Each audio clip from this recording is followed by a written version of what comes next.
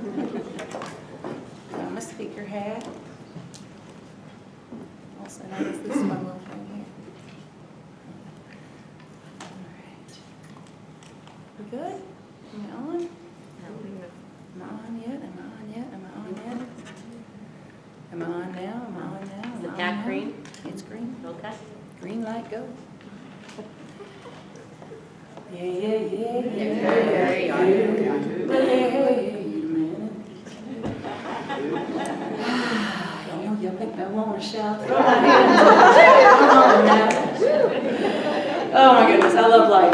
How about you? You loving life this morning? I love life. Thank you, by the way, for turning me on back there. They're the most important people in the room, in case you don't know that. The sound people are the most important people. So we had quite the fun. My friend and I driving over here from Charlotte through all the little towns. We like to go 74 and just cruise over through the little towns, you know.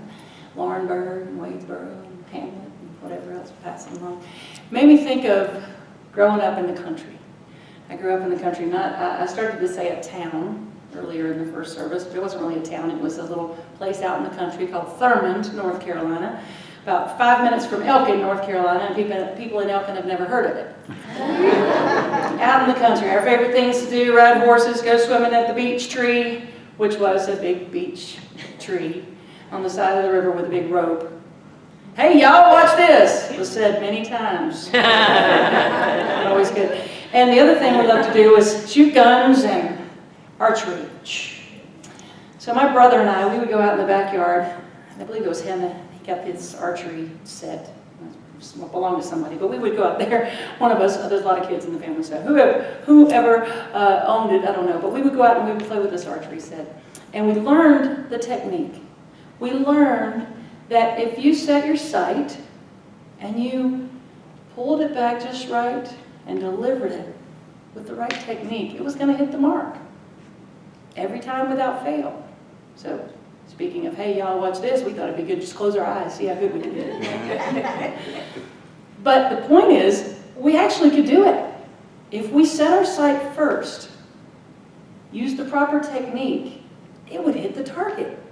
Didn't please my mother very much, but it would work. And the same is true with our spiritual path. Not that we have to walk around with our eyes closed, but as long as our spiritual eyes open, we're okay. Our spiritual ears open, as Reverend Mindy said earlier.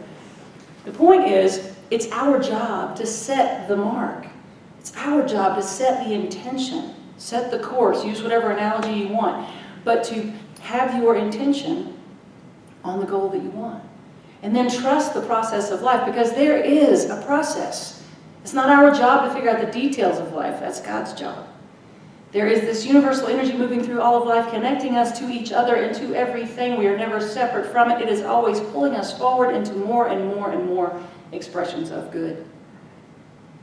And that's the truth. And when we can trust that and not think that we have to figure out the details, we have to figure out the how of life, we can let it flow. We can let it just move and flow. And so I thought about the archery term. I also used to lie in bed at night because I played basketball, and I'd practice shooting with my eyes closed. Now that's trust right there, because if you have your eyes closed and you flip the ball in the air, you're either going to get a broken nose or you're going to get, it's possible. But I would trust. I learned to trust that way. And then on this spiritual journey, which we're all on whether we realize it or not, I've gotten popped in the nose a couple of times by life, right? Because I wasn't trusting the process. I wasn't fully trusting the process. The way this creative process works is fantastic. I'll break it down for you right here. The predominant thought and feeling nature that you are carrying around with you all the time, you're attracting experiences that match that. There you go. Class over. You're attracting that. Now, the key is to not be like, what's the little guy, Pigpen on Peanuts? He always had that swirling thing of dust and dirt above him everywhere he went. He's like a little dust cloud. The key is for us to not have a little dust cloud of chaos and gunk following us around. So it's our job to keep it clean. It's our job to keep our thoughts, our conversation in heaven, as it says in the Bible, to keep our thoughts clean, to keep bringing it back to what we want, because really a belief is just a thought on repeat, right? It's a thought that we think over and over and over and over until it solidifies into a belief. And so it's our job to make sure that those thoughts and that feeling nature stay in the direction that we want to go. And that we don't get distracted. We don't come down to a lower level of vibration, a lower level of thought.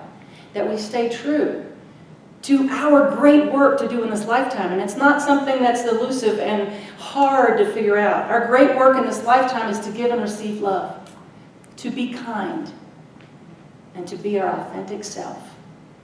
That's it. Give and receive love. Be kind. Really, be kind is just sort of a reminder, because if you're giving and receiving love, you're going to be kind. Give and receive love, be kind, and be your authentic self. The Dalai Lama said, choose kindness whenever possible, comma. It's always possible, period. So our great work, keeping our conversations in our mind and outside of us in heaven. I'm going to tell you a little Bible story that actually inspired that last song, which I love singing that song in bars and then telling them, by the way, that's a Bible story, I just gave you a Bible lesson. What? What'd she say?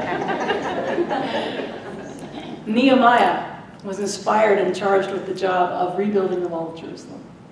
So he's working hard, round the clock. By the way, I paraphrase the Bible, so don't look for these direct quotes anymore. He's working hard around the clock, and he's rebuilding the wall of Jerusalem, and one after the other, these messengers are being sent to bring Nehemiah from his job of rebuilding the wall, which, by the way, represents peace in the metaphysical interpretation of the Bible. So he's being bombarded with messenger after messenger. Come, come, come. Someone wants to speak with you. Really, they wanted to kill him. They wanted to stop his work. And he kept saying no, and he kept saying no. And finally he said, listen, I'm doing a great work, and I will not come down. I'm doing a great work, and I will not come down. Trust me when I tell you, you are doing a great work. It's important when you choose to give and receive love, to be kind, and to live your authentic life. It's a great work, and it's your work to do, and no one else can do it, because your authentic life is very different than mine or Reverend Mindy's or anyone else. It doesn't matter what you do for a living. Sometimes you are blessed and fortunate to do what you love for a living and realize that that's your purpose, and it's just a boom, boom, boom. Sometimes you're doing something you don't necessarily feel is you could be doing something else as easily as you could be doing that. But maybe how you're doing it is your purpose. And I like to tell the story of my office mate when I worked in corporate America. I served a short little sentence, about 2 years. Did my time, got out. But it just wasn't for me. It works for some people. Didn't work for me. But this woman, some people would look at her and say, oh, she's just a customer service representative. No, she wasn't just anything. Customer service representatives are some of the most enlightened people I've ever met, because they deal with people's stuff. They're like ministers. They deal with people's stuff all day long, and then they choose or not to stay in a Zen state. So we called her I called her our office Buddha, because she was so chill no matter what was going on. I thought, how can I leave this job? I have to leave Susan. But her purpose, I believe, was to be her in that environment and bring that to that office environment. So whether it's that, or it's the guy that I love to see by the sushi place down near Water in Front Market in Front Street, the guy playing the guitar. Anybody know what I'm talking about? Smile, this like huge smile, and he's just like going. He doesn't care. I really don't think he cares if there's any money going in that guitar case. He is having so much fun. He is loving his life, and he's living it. So whatever your authentic pull in life is, that's what I'm talking about. But more than that, I'm talking about recognizing the biggest piece of your authenticity, and that is that you are never separate from Source. That who and whose you are, that is the most important piece of your authenticity. That I am a beloved child of God, in whom God is well pleased. That this divine Source moves, lives, and breathes through me, as me, in my unique self. That's hard to remember sometimes when there's distractions in the world, when there's relationships, when there's this, when there's that. So I have a fun little technique I'm going to teach you this morning. I'll give credit where credit is due. Marcia Sutton and Lloyd Strom out of, last I heard, St. Louis area somewhere, they came up with something called the releasing prayer. Because it's important to recognize our beliefs, as I said, attract experiences of our lives. Yes? Yes? Okay. So if we're not attracting the experiences that we want, we have to change those beliefs. And we do that by changing those thoughts that are on repeat. So the releasing prayer goes a little something like this. We have a belief that's not serving us. And usually when we have, but not usually, always, we have a belief, we do something to support that belief, but it's not always supportive of us. I'll give you an example. A woman came to me for a coaching session. She said, I just want to attract the kind of relationship that, well, I want to receive love the way I give it. And I said, well, tell me more about what you've done up until now. And she said, well, I get rejected a lot. I said, okay, you have a belief in rejection. Well, I do not. Well, yeah, you do. If you get rejected a lot, you have a belief in rejection. Sorry. If people give you money all the time, you have a belief in prosperity. I mean, it's just, take a look at your life if you want to know what you believe. So, moving on, you have a belief in rejection. I said, what do you do when you feel rejected? She said, well, I constantly am looking for validation from other people, so I won't feel rejected. And I said, okay, there's your need. In this releasing prayer, there's 3 steps. The first one is the belief, and then the need. And we call it a need because it's almost like this uncontrollable urge, this need, but it's counterproductive. So in her case, in her example, it was I released the belief and rejection. I release the need to seek outside validation because, here's the kicker, here's where we get to reframe everything to a spiritual truth, because I know that I am part of God's good in the world. I'm important and I am loved. Something to that effect. She attracted her perfect life partner in 30 days. This is not a coaching plug. This is just like, whoa.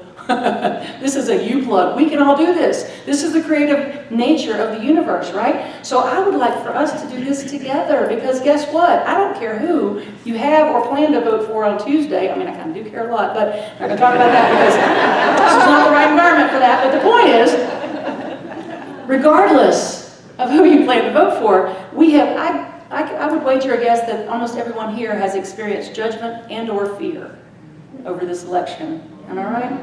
Okay, so we're going to do a collective releasing prayer.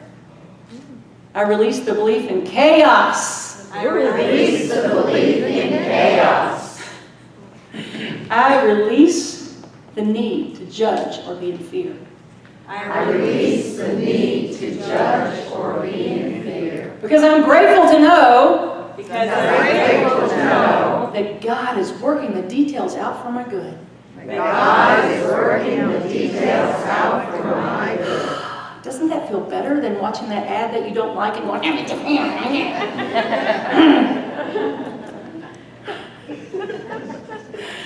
let's do it again. I release the belief in chaos. I release the belief in chaos. I release the need to judge or be in fear. I release the need to judge or be in fear. Because I am so grateful to know Because I am so grateful to know that God is working out the details for my highest and best good. that God is working out the details for my highest and best good. For our highest and best. For our highest and Yes, best. yes. So just know that when you are doing your very best to live your highest life, your highest version of you, to give and receive love, to be kind, to be authentic, to live your passion, your purpose, and to do it to the best of your ability, you're contributing to a world that works for everyone. And that's what we need. That's what we need more now than ever. That's what we needed on September 11th, 2001, when I wrote the song that I'm going to conclude this talk with. I was sitting in front of the TV as the second plane hit the tower. And I did what I always do, went to my guitar. It's cheaper than therapy. I went to my guitar to try and make sense of what I was seeing, because I was just getting it. I was really, really, really just getting that. You know what? There's only God. God is good. God connects me to everything. I'm one with all there is. Everything is working together for my good. All of that. I was really getting it. I was living it. And then this happened. And so I had to remind myself of the truth. That now more than ever is the time to stand in love, to be the change we want to see in the world. So regardless of what happens on November the 8th, my charge to you is to stand in love, to release the belief in chaos, release the need to be in judgment or fear, and to trust God's got this. All is well. And so it is. Yeah.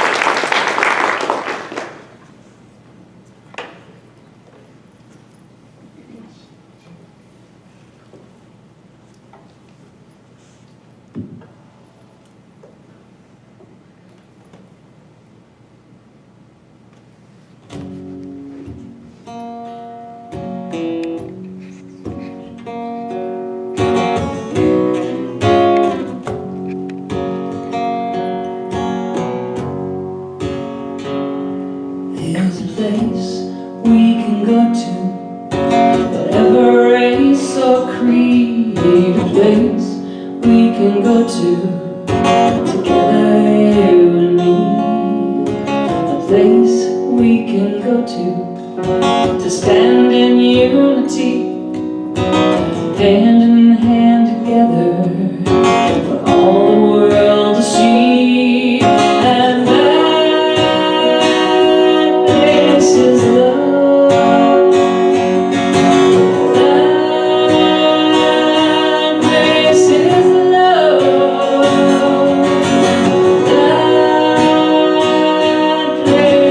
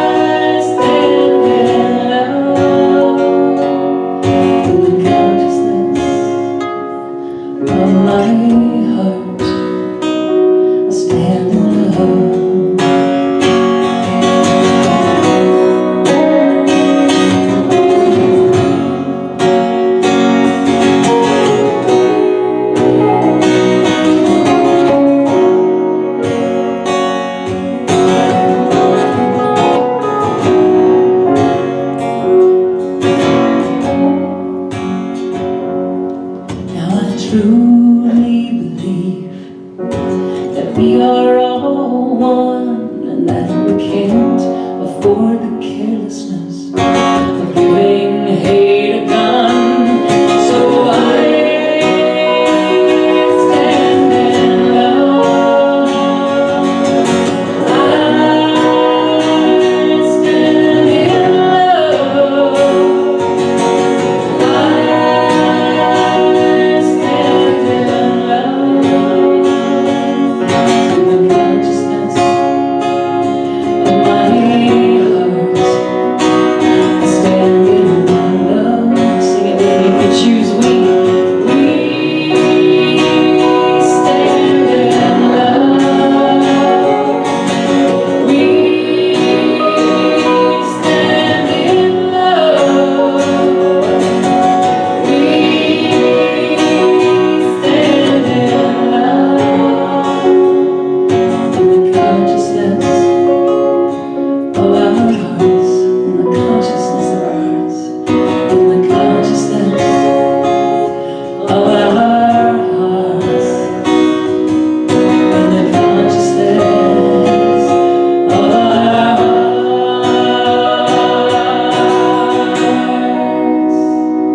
we stand in love.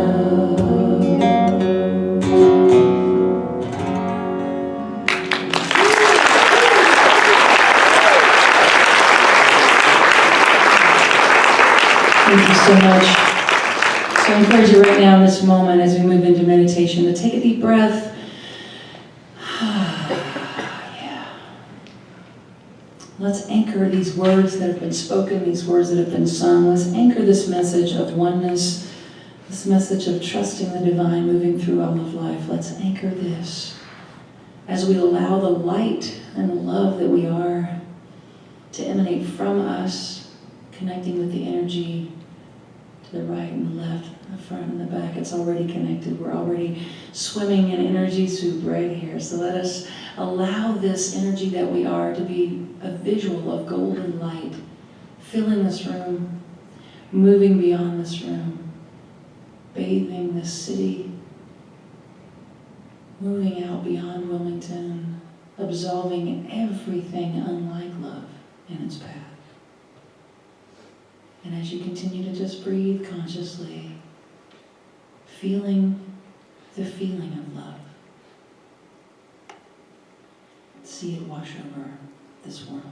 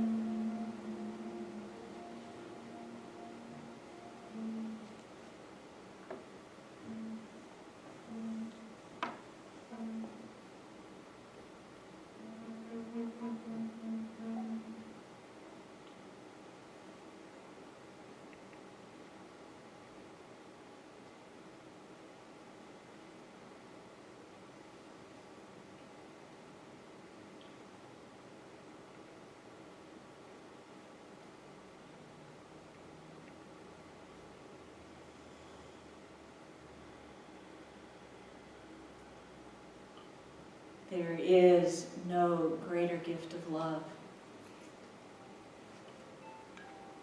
no higher act of stewardship than the one that we are engaged in this moment. Holding the high watch.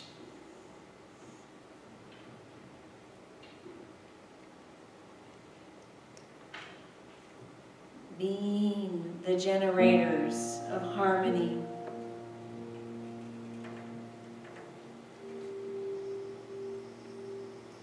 Being the emanators of life.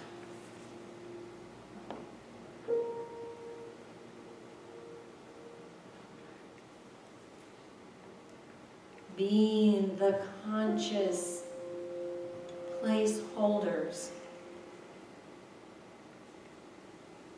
for the divine outworking of good in our lives and in our world.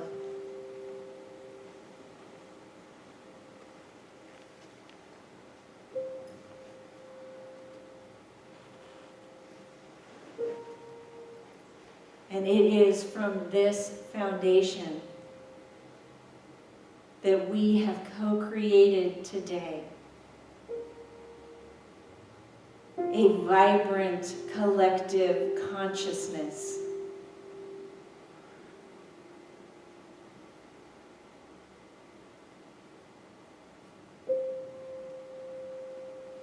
It is from this moment forward that we begin to be the peace demonstrations of love in our world. So it is gathering the energy from this moment into our bodies, fully embodying our golden collective energy, that we come back to feeling our physical selves. We lift from this foundation back into our conscious world. We move upward in our awareness to a room that is beginning to fill with light. We move upward knowing that the Spirit of the Divine is one with us and one with each other. I invite you to open your eyes and look to your left and look to your right. For we are the ones. We are the ones that have been called to bring peace, to bring aliveness, to bring our conscious energy to our country from today forward. In the words of the Master Teacher, Father, Mother, Birther, and Breath of all, create a space inside us and fill it with your presence. Let oneness now prevail. Your one desire then moves through ours as energy fills all forms. Give us this day our physical and spiritual nourishment. Untangle the knots of error that bind us as we release others. Don't let appearances make us forgetful of the source, but free us to act appropriately from you, age to age. Flow the glorious harmonies of life. May these statements be fertile ground from which our future grows.